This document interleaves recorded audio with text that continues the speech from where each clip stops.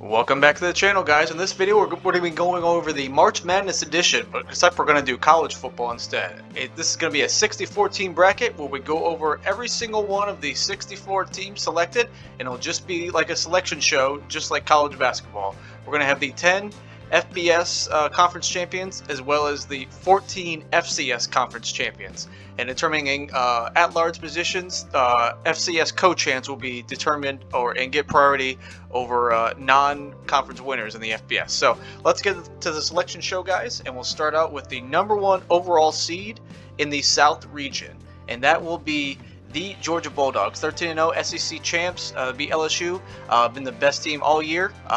They will face the Davidson Wildcats out of the Pioneer Leagues, 8-3. That's who Georgia's going to face in the first round. The 8 seed Minnesota, 8-4 out of the Big Ten. They will face a 7-5 Washington State team, the 9 seed out of the Pac-12. Moving down the list, number 4 seed Oregon, out of the Pac-12. They could have had easily been a 10-win team, but they choked against Oregon State. But they still get a top 4 seed and will have a home game if they win the first 2 rounds. They will face the 13 seed Samford out of the Southern Conference, the SoCon. They finished 10-1, and they get a decent matchup with the Oregon Ducks. The 5 seed Florida State out of the ACC, 9-3. Not too big of wins, but didn't have any bad losses either. They will host the first round matchup against the 12 seed UCF, the losers of the American Championship game. They still finished 9-4, and could be a potential 12-5 upset in the first round. Moving to the bottom half of the South bracket, number 2 seed would be the ACC champion Clemson Tigers. Finished 11-2, undefeated in conference, had 2 losses in South Carolina and Notre Dame. They will face the 15 seed Southeast Missouri State, who is out of the Ohio Valley Conference, 9-2. 5-0 in conference. They draw Clemson in the first round. The 7th seed will be Illinois Illini, Fighting Illini, 8-4 out of the Big Ten. Started off pretty hot, lost a couple of bad games down the stretch, close one to Michigan and a bad one to Michigan State. Still did enough to earn a top 8 seed and get a home game in the first round. They will face the 10 seed Arkansas Razorbacks at 6-6. Started off the season ranked, probably I think in the top 10, and then they kind of floundered all the way down the stretch to finish just at 6-6. They still get a 10 seed after their strong strength of schedule kept them alive in the SEC. The 3 seed will go to the Penn State Nittany Lions, 10-2 out of the Big Ten. Only 2 losses were to the Michigan Wolverines and the Ohio State Buckeyes, 12-0, 13-0, and 11-1 respectively. So they still are a very good elite team. They draw a top 3 seed. They will face the Jackson State out of the SWAC Dion squad. Finished 11-0 in conference. In overall 8-0 in conference. They get a 14 seed, well deserved. That is who Penn State will face. Finally, the 6th seed will be Texas Longhorns. They are 8-4. Had a very high strength of schedule. Their 4 losses to the 4 really good teams, including Alabama and TCU. They still get a top 6 seed because of their strength of schedule and their overall analytical rating. They will face the Duke Blue Devils, also 8-4 out of the ACC. They draw the 11th seed and will face Texas in the first round. Here's your overall look at the South region. Georgia gets the 1 seed, Clemson gets the 2, Penn State gets the 3, and Oregon gets the 4 seed. The winner will advance to the Sugar Bowl in the Caesars Superdome for the regional final. Moving on to the Midwest region, we'll start out with the 1 seed. It is the Michigan Wolverines, 13-0 Big Ten champs back-to-back. This is the second time in as many years they draw the 1 seed in this 64-team bracket. They will face NC Central Eagles out of the MEAC. 9-2, 4-1 in conference.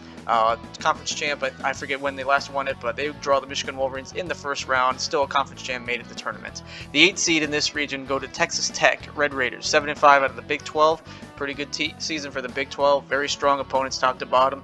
That's why a 7-5 squad gets an 8 seed and a home game against the Kentucky Wildcats, also 7-5. Kind of floundered down the stretch. Once again, hot start, very bad mid-season, and didn't really pick up from there. They get a 9 seed in the Midwest region. Go down the list. Oregon State out of the Pac-12, 9-3, beat Oregon in the last week of the season. That amazing comeback gets them a top 4 seed and a home game in the first 2 rounds if they were to do it. They face the Montana State, who is a co-champ out of the Big Sky. Didn't win it straight up, but they do get a nod as one of the at-large teams because they were co-champs in their FCS bracket. They draw Oregon State in the first round. The 5 seed is Mississippi State Bulldogs at 8-4. Pretty decent strength of schedule out of the SEC. They host a home game against the UTSA Roadrunners out of Conference USA. Finished 11-2, back-to-back conference champs. That might be a tough out for the Bulldogs in the first round. We'll have to see. But there's the top half of the Midwest bracket going down. The 2 seed Kansas State Wildcats out of the Big 12, conference champs, 10-3. Very underrated team. They had 3 losses. Including to regular season loss to TCU, but they got their revenge in the Big 12 championship game. They get a top 2 seed. They will draw the Yale Bulldogs out of the Ivy League, 8-2, 6-1 in conference. That is your 15th seed in this region. The winner of that game will face the winner of this game. Notre Dame, 8-4, started off 1-3, cruised to 7 wins in their last 8 games, including wins over UNC and Clemson. Both teams have participated in the ACC championship game, so pretty strong analytical rating for Notre Dame. They draw the 7th seed. They will host Pittsburgh Panthers out of the ACC, also 8-4.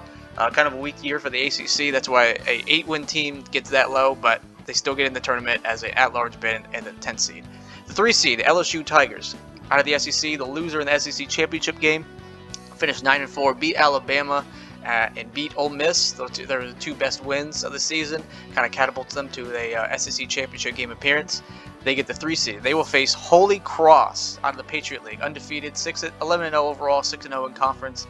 Pretty good offense. We'll see if this game will light up the scoreboard. The winner of that game will face the UNC Tar Heels out of the ACC. The ACC losers in the championship game, 6-2 in conference. Again, those 2 losses out of conference were to Notre Dame, or no, it was that one loss out of conference was to Notre Dame, then they lost to Clemson in the ACC championship game by more than 3 touchdowns. But they still draw a 6 seed after they did throughout the season, and they will face the BYU Cougars at 7-5, independent, no conference affiliation, but they did enough to earn themselves an at-large bid as one of the last teams in the tournament. So here's the breakdown of the Midwest region. Michigan at the 1 seed, Kansas State, the Big 12, the 2 seed, LSU, SEC loser out of the 3 seed, and Oregon State tied for 3rd of the Pac-12, your 4 seed in the Midwest region.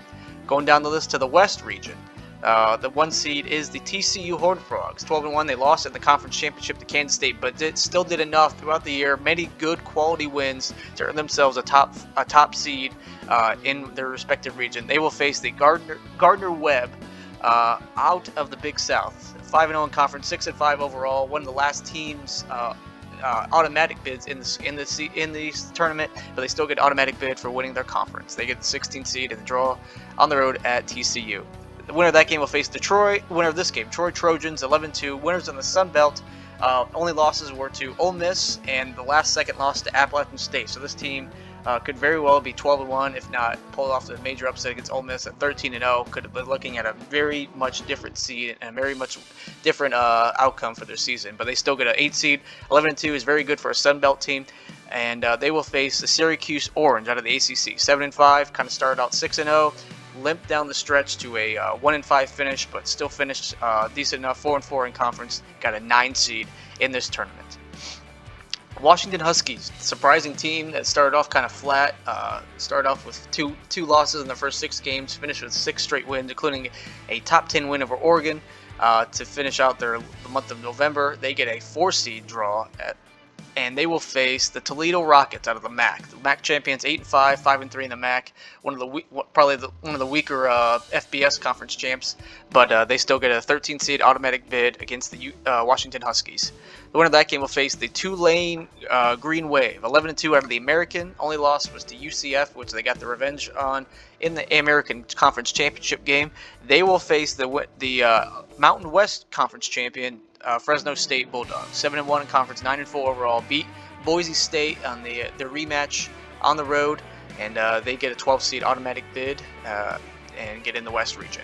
Going on to the bottom half of the bracket, Alabama Crimson Tide finished 10-2, 2 losses on the last two plays of the game in both of those matchups. They get a top 2 seed, still had decent wins. They faced Eastern Kentucky out of the Atlantic Sun, 7-4, 4-1 in conference. They draw Alabama in Tuscaloosa. Winner of that game will play the 7th-seeded NC State out of the ACC. 8-4, had a lot of aspirations early on, kind of faded after their quarterback got injured, but still finished at a pretty decent 8-4. They will face the 10 seed Iowa Hawkeyes, one of the best defenses we've seen in recent memory. coupled with one of the worst offenses we've seen in recent memory. They finished 7-5. Let's see if they can pull the upset against NC State, and will likely be a very low-scoring defensive struggle game. Going down, the last team to get a top 3 seed, Utah Utes, the Pac-12 champion, 10-3, beat USC for the second time in as many tries in the title game, finished 7-2, 10-3. One of the more underrated 3-loss teams in the country. They will draw Incarnate Word, who is one of the co-champs out of the Southland, one of the best offenses they've seen all year. 10-1, 5-1 in conference. They get the 14 seed. It'll be interesting upset to watch, to look for, and see if the Incarnate Word can get upset over Utah. Finally, the 6th seed in this region, South Carolina Gamecocks, 8-4. Looked like this team was left for dead after the month of September. Finished strong with wins over both Tennessee and Clemson, both top 10 at the time, to get to where they are standing and a top 6 seed in this tournament. They will face the Kansas Jayhawks, one of the most surprising teams, haven't been to a bowl game since 2008 season. And they finished 3-6 in the Big 12, 6-6 overall, but still did enough, got enough quality wins to catapult them into this year's tournament as one of the last teams in and the 11th seed. Here's a breakdown of the West region: TCU at 1, Alabama at 2, Utah at 3, and Washington Huskies at 4. The West will meet in Pasadena for the Rose Bowl for the regional final. Finally, we get to the East bracket, and the number 1 seed in this region will be the Ohio State Buckeyes. Only loss was to Michigan Wolverines in the last week of the season. They dominated every other opponent leading up to this game, and they well deserve to be one of the 1 seeds. They will face the 16 seed St. Francis out of the Northeast Conference. 9-2 overall, 7-0 in conference. They draw the Buckeyes in the first round. The 8th seed will be Oklahoma State Cowboys. Kind of started off hot and faded down the stretch like a lot of these teams here, but they still did enough to earn themselves a spot in this at 7-5. 4 wins in the Big 12 was pretty hard to do this season. It was top to bottom the best conference in college football. They will face Louisville Cardinals, also 7-5 out of the ACC, kind of one of underrated teams. See if this team can pull off the upset over Oklahoma State and possibly over Ohio State. That will be a very interesting round 2 matchup to watch, to see if they can get past each other and then the Buckeyes. UCLA Bruins will host a first 2 round matchups in Los Angeles. 9-3, 6-3 in the Pac-12. Kind of a surprising team as well. They will face the Sacramento State out of the Big Sky. The automatic bid conference champ beat Montana State head to head. Actually, they did play them, but we get the draw here. They get one of the better offenses in the whole country, one of the better FCS teams in the whole country. You'll see if UCLA can avoid the upset in this 4-13 matchup. The 5 seed Ole Miss Rebels, 8-4, 4-4 overall, 4-4 in the SEC, 8-4 overall. Kind of started off really hot, and but they're back. The second half of the season was backloaded with their toughest opponents, so they kind of limped to a 2-4 finish. They will face the Cincinnati Bearcats, at-large bid out of the American, 9-3 overall, 6-2 in conference. Didn't have too bad of losses, but they did enough to earn themselves an at-large spot as the final 12 seed in this tournament. So that is the top half of the East. Let's go to the bottom half, the last few teams selected. The 2 seed Tennessee Volunteers. Only losses were to Georgia and then to South Carolina. Still beat Alabama head-to-head. That was one of the best wins in the program in recent memory. They did enough during the regular season. Got to number 1 in the CFP before kind of losing steam down the stretch. They will face Southeast Louisiana, another automatic bid out of the Southland. Finished 8-3 overall, 5-1 in conference. They get Tennessee in the first round. The 7th seed out of the Missouri Valley, South Dakota State, 10-1 overall, 8-0 in conference. Usually the Missouri Valley is the best FCS conference easily every single year. They get actually a home game in the first round. They will draw Maryland out of the Big Ten, 7-5, 4-5 over in the Big Ten. Let's see if South Dakota State can advance or if Maryland can actually pull the quote upset over the FCS opponent. Finally, the 3 seed, Southern California, USC, 11-2 overall, 8-1 in conference. Only 2 losses overall to Utah in the regular season and in the conference title game, but they still did enough, the rest of their opponents, to get a top 3 seed, get a home game in Los Angeles. They will face William and Mary, the Tribe, out of the Colonial, 10-1. overall, 7-1 in conference. That might be a very high-scoring game between the two, who play really good offense and don't play that good defense. So we'll have to see how that game goes.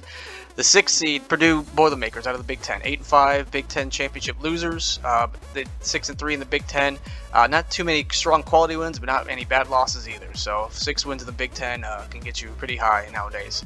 And finally, the last team in the tournament, the 11th seed, Wake Forest Demon Deacons, 7-5 at the ACC, 3-5 overall. Had that colossal debacle against Louisville with 8 turnovers, but the rest of their season they did enough to earn themselves a spot in this year's tournament. And there's the breakdown of the East bracket: Ohio State at 1, Tennessee at 2, USC at 3, and UCLA at 4. The winner of this region, the regional final, will be at Hard Rock Stadium in the Orange Bowl.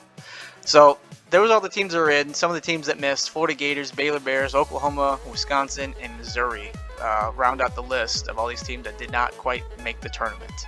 So there's the bracket, guys. There's all 64 teams. Join me next time for part 2 as we break down who wins each game, and we'll go down every single round until we crown ourselves a national champion of this 64 team bracket. Until next time, guys, I'll see you then. Bye.